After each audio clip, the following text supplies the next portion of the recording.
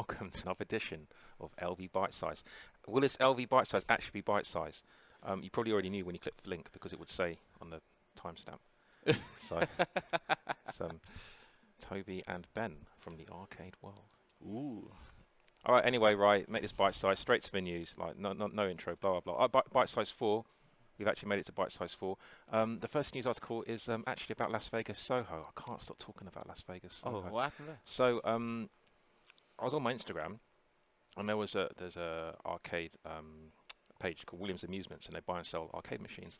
And they said, straight from Japan, check out this latest music game. It's really rare. I'm like, oh wow, it's Rhythm Heaven. Why has it got an LV £1 sticker on it? I put that sticker on. Wait a minute. Check off his Facebook. What? Oh, where's Rhythm Heaven gone? And I spoke to Adam Williams, and he's like, yeah, it went last week. I went, no.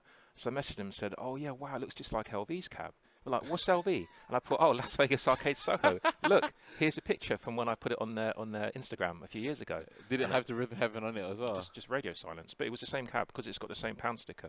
So that Rhythm Heaven cab's now in the void. I guess it'll get sold to someone, which is cool. To be honest, even when we worked there, it didn't get played much. It didn't get played at all. I think I feel like it played twice. There was a lot of hype about Rhythm Heaven, and people were talking about it, especially with Nintendo online in their different groups. But it didn't really get played much, and it was cool. I really liked it there. But I guess the problem is with that it's also quite old compared to other Rhythm Heaven games. So, well, people wouldn't know the difference, would they? Yeah, no, it's quite easy to tell. For someone that's played the modern ones, it's quite easy to tell the difference. To be fair, so there you go. Yeah, no, it's gone, and it's been replaced by an Electrocoin skill cut game. It's a giant like UFO catcher, and it's got a teddy hanging on a hook. But it's seriously, it's a really big teddy. It's like a up to here on me teddy, a bit massive, and it's £2 to go. £2 to go. So gradually, more UFO catchers. Yeah. Okay, moving on. Not Manhouse. Sorry, Finsbury Park, just down the road. There's Slice by Pizza Pilgrims. It's a pizza place, obviously. And Pizza Pilgrims, they're very good. Like I would rate them actually for pizza. And they've got 3 main cabinets on FreePlay. Oh really? So like that's so random. In this, no, that is actually quite random. It's actually not. Is that really that random? Yeah, because it's Pizza Pilgrims, isn't it, on company? Our last podcast, whatever you want to call it, all we talked about was MAME. I'm surprised not to see a MAME cabinet. like I know that they've got 3 of them in Gravity as well. Yeah, so Pizza Pilgrims, yeah, 3 main cabinets, 1 Street Fighter, 1's Track and Field, 1 something else. The Track and Field has 6 buttons. Okay. Because obviously you need 6 buttons for Track and Field because it's MAME. But no, so Gravity, I can skip down a bit on my notes. Gravity is 2 things about that. One, it's run by Matthew Deef, who works for Deef Leisure. And I really wanted to catch him at the trade show I was at last week, but unfortunately I didn't catch him. He's a guy that launched, his company launched In The Groove in England. Oh, really? And that was 2005 when me and a guy called Ed Anderson, he had to wear a Monopoly suit. That's another story. We were playing on In The Groove 1, and he launched that. So I was like, wow, like he'll definitely remember me, I hope. So I want to speak to him, but he's managing Gravity, and there's a big chain in England for Gravity arcades. And there's a company called Gamer Green, and they started off in America. They've got over 9,000 sites in America, but not sites. They distribute prizes, so you get like an app, and there's different arcades, and you download this app. It's like an Amazon app. Then you go and play the game. You scan it. You connect your game card from that arcade, whichever arcade it is, to the app. And when you get enough points every time you play, rather than get tickets, it all goes on the app. And then there's like an Amazon store just for Gamer Green. It's like a really simplified Amazon page, but you use your points to get stuff off the Amazon thing. Well, that's actually pretty cool.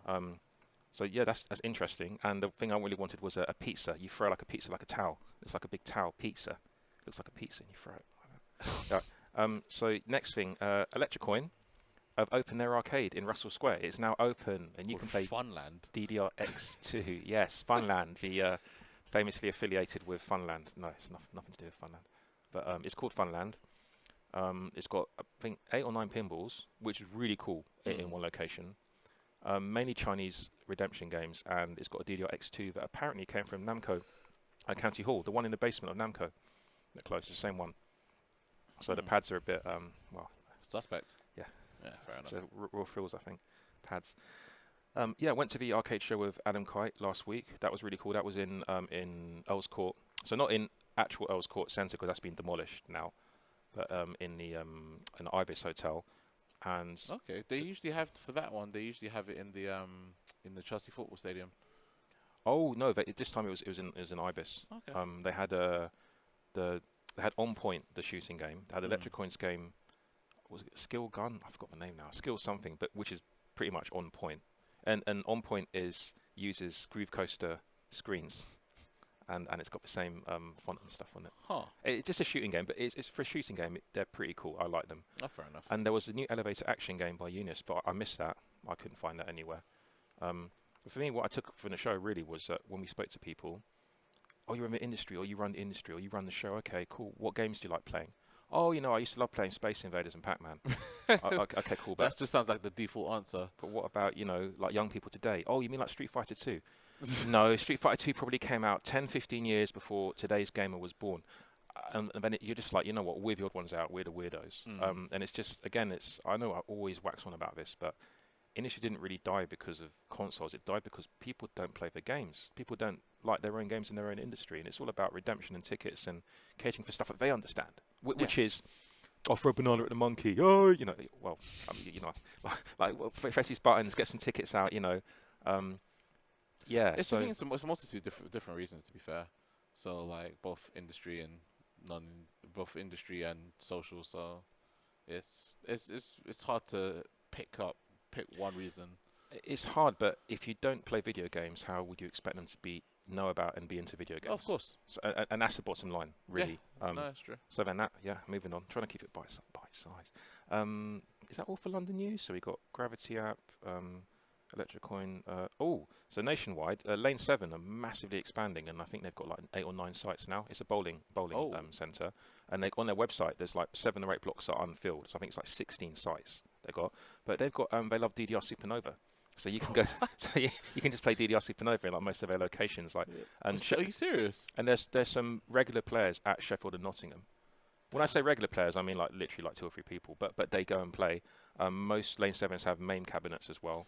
Like, to be fair, it could be argued that Supernova is one of the best in the franchise. Yeah, Supernova or Euromix 2. Yeah. I mean, I think if we got Euromix 2 sorted out here, and you had casual people looking at ITG, they'd play Euromix 2 what is immediately. Euromix 2's US equivalent? Is it like Max 2 or something? DDR Max.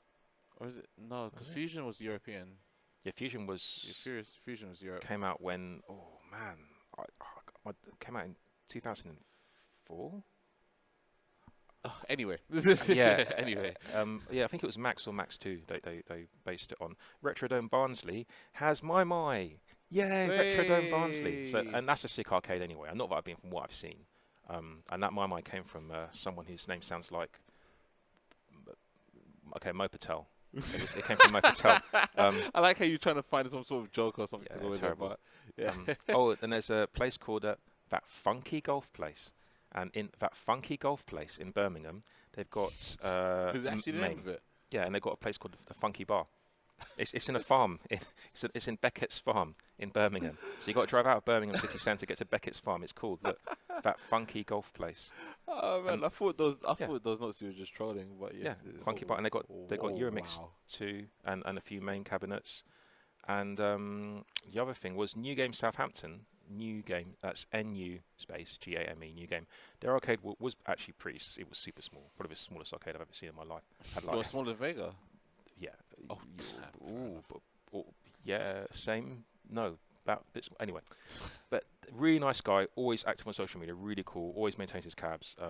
And they knocked the wall down into another unit, so it's twice as big now. And they have Virtua Cop 3 on rear projection. And Virtua Cop 3 is just so rare. Yeah, it's rare. It's also a good game. Does Arcade Club even have it? I don't think they do. I'm not saying Arcade Club would even have it, but I'm saying Arcade Club will be my number one. Like, if they've got a game, it's at Arcade Club. But Virtua Cop 3, man, I can only think of this one location that has it in the whole country. Damn. So that's really cool. Almost halfway there. You might actually make it bite-sized. So St Leonards, which is in between Mablethorpe and Skegness. So you're looking at England, it's on the right, sort of above Norwich and Great Yarmouth. It's on the right. St Leonards. Miller's Leisure Centre. You are running a free screen Logitech. Okay, so it was a Logitech wheel setup in steering wheels in a gaming chair. Oh, is that the one that you posted free pictures screens, of? £3 a credit. Credits to Ted Hayden, shouts to Ted Hayden. Mentioned this. £3 £3 a credit, and you can play like Xbox games, racing games. For how long? Okay, I mean, if enough. you're paying £3, I don't think you really care. But yeah, I just thought it looked sick. I love things like that. It looks sick. I would like to have that as a home setup. Like, Yeah, seriously. I mean, I'm not going to start talking about legalities because I think pretty much every arcade does something. Skirts on those ones these already. days. Yeah, but it's not stuff like that makes me laugh. You know, Yeah.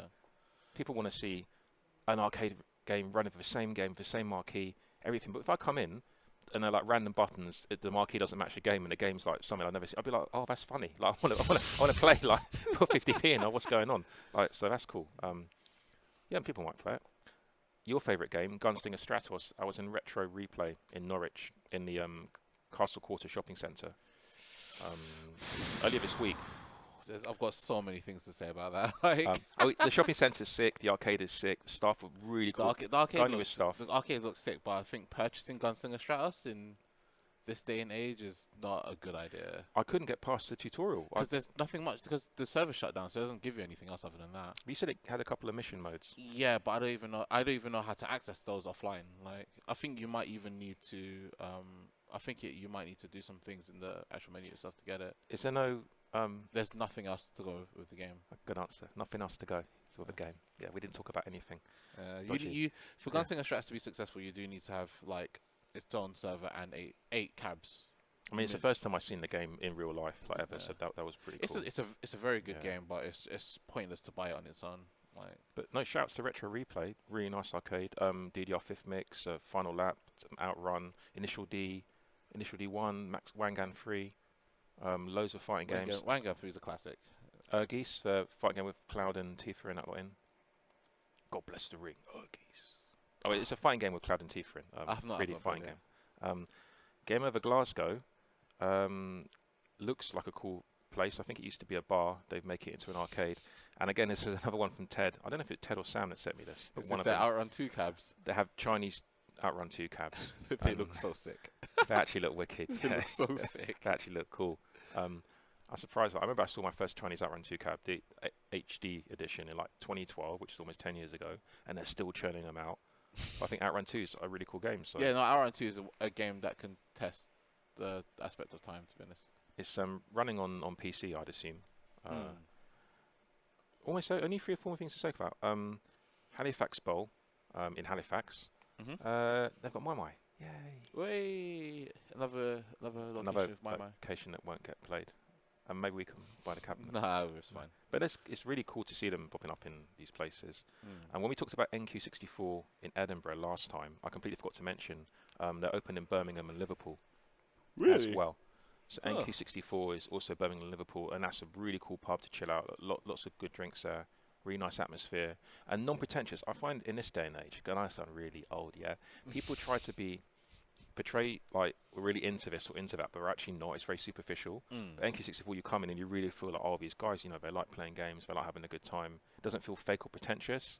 No, I see. When someone's standing in front of a Pac-Man machine taking a picture, and like, but they don't even know what it is. It's just like, oh, it looks, retro gaming. But these people are like, oh, actually, we'll play like Euromix. Reminds me of some of the people that come here, like that hold up the House of Dead 4 gun and like start like firing blankly, and it's like, and their friends taking pictures. I'm like, what are you doing? Like, it's just really silly. It's like standing in front of like a Ferrari in the street taking a picture with it. Yeah, like it's yours or something. It's obviously, yeah. Anyway, is that all of you know? Cool. History of Video Games in Bristol. That is the name, History of Video Games. Comet in Bristol, and they've got a load of games like Guitar Freaks, Drum Mania. I don't know I forgot what DDR it was. Maybe it was Supernova. A Japanese one. A lot of cool games. To be honest, I don't know if it was Dancing Stage original, but really cool. But the thing that made me like go wow the most, it's not arcade related. You pay £10 to get in, and you get free pizza. Oh, snap! Really? But it's like unlimited. You just eat it. That's alright, I would happily pay £10 for free unlimited pizza. Well, I told Adam Kite about it, so probably won't be any pizza left now. But no, it looks really cool. Like it looks like really well maintained. I like the look of it.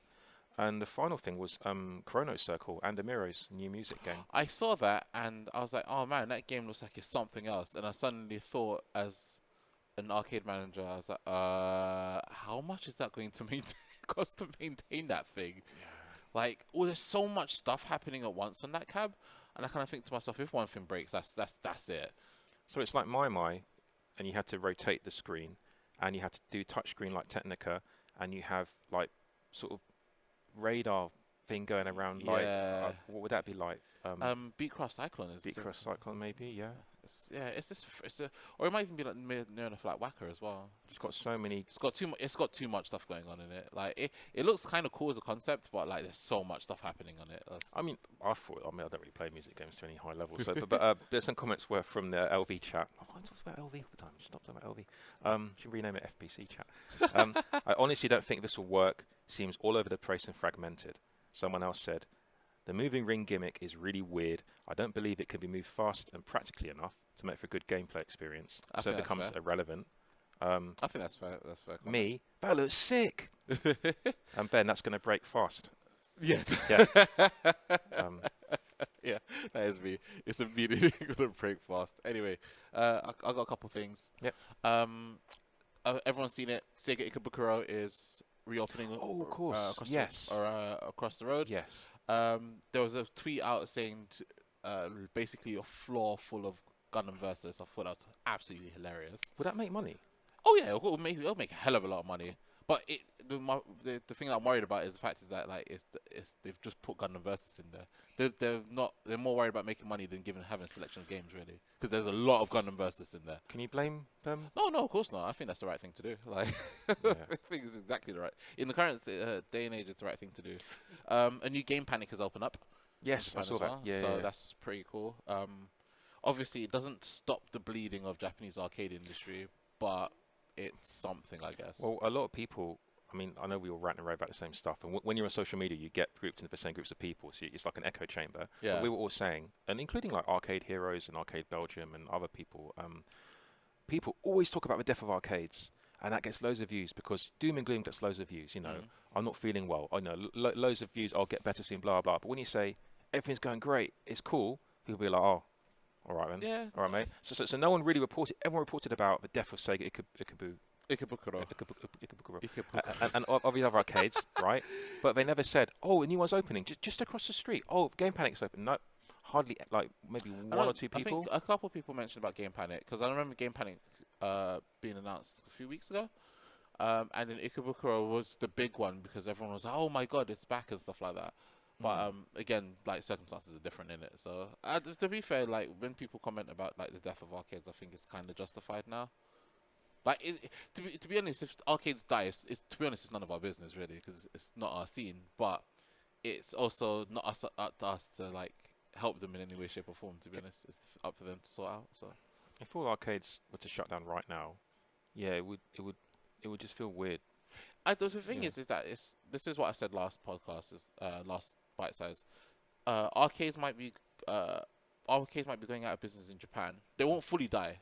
That's they won't fully die. You have your title stations open, and you have like individual like pockets of like either independent or it might be Namco stations and stuff. They will still be open, but what the trend I'm seeing is that in the West, a lot more arcades are opening up recently or embracing arcade cabs. Yeah. So even if the arcade scene like literally falls over in Japan, there is a place for all those cabs to go. So I think that's something else, and I think having a resurgence in arcade culture in the West might not be now, but at some point will probably help rejuvenate Japan sometime later on. Well, Sega Europe said, "Oh, we're gonna bring all these games out to the next trade show in London in January," and we've seen a lot of people opened arcades for social gaming, so we'll support social gaming. Yeah, no, so and I thought social gaming, so you mean like a normal arcade? Okay, cool, not Redemption, but yeah, they did actually touch upon it. Yeah, I definitely think it's possible. Like the thing is, it's doom and gloom for Japan, but I think for us like here, I think it's going great. Like we've got more access to cabs, and different types of games than we've ever had before. I just think people make a big deal about companies carrying don't import this, don't import that. But if it was an issue, they would have done something by now. And there's been hundreds of arcades importing Japanese cabs, and nothing's really happened. I think nobody cares. I think the reason I think it's one of the reasons why I'm saying that like nobody really cares is the fact none of the companies cares because they make most of their money off the network services now. So yeah, just trying to think of a situation where they would actually. I guess if round one ever came to Europe, If round one came to Europe, that would change a lot of things. That would change a lot of things. I mean, not offline in Russia. Yeah, but they also but actually, you also remember actually, round one yeah. is still in the States as well, and that only changed so much. So Yeah, because actually there are a lot of naughty Nigels running arcades in the US who are on different networks, yeah, non-official servers. and they haven't really got. There wasn't really any backlash since the and look at yeah. CEO in it. So Yeah, perfect so example. CEO, if you don't know, is a huge video gaming tournament in America, mainly fighting games, but now he's done music games, right? And they had This initial was D0, 20, I think it's either 2019 or 2018. I can't remember which one. one of those, Yeah. but very recent. Initial D0 was in it, so probably 2019. And Hassani Miku was there. Yeah, DDR was there. all online. All yeah. My wasn't Dance Rush or Tuna from there? I think Dance Rush. Dance Rush was there. 29. Yeah, Dance Rush was there. No one did anything. Yeah. And these are blatantly imported cabs running on an illegal network, or they wouldn't work otherwise. And I think Sega were actually there. They were like, yeah, sick, like cool tournament. Yeah, like, if they, so, well, again, at the end of the day, it is what it is, isn't it? So I mean, I was happy that they were able to run it and get no repercussions from of it. course, Yeah, I was well 100%. happy that they were able to do that. Yeah. What I really want to know is seeing the people that have imported Wangan 6R into the States, and because only Wangan 5 came out, Maximum Tune 5 came out in the States, will they get it up and running publicly in the public arcade? And if they do, what are Namco going to do? Because that's a precedent that no one's really been through yet, running like Wangan on a private server in a public arcade. So we'll see. Wait and see. Because we've had the Tyco precedent, but no one's really done anything about Tyco. Yeah. So Tyco's okay. Yeah, and that's it. That's it, really. A Cool. nice legal bite size. legal thing. Yeah. All right then. All right, cool, guys. Until next time, we'll catch you guys later. See ya.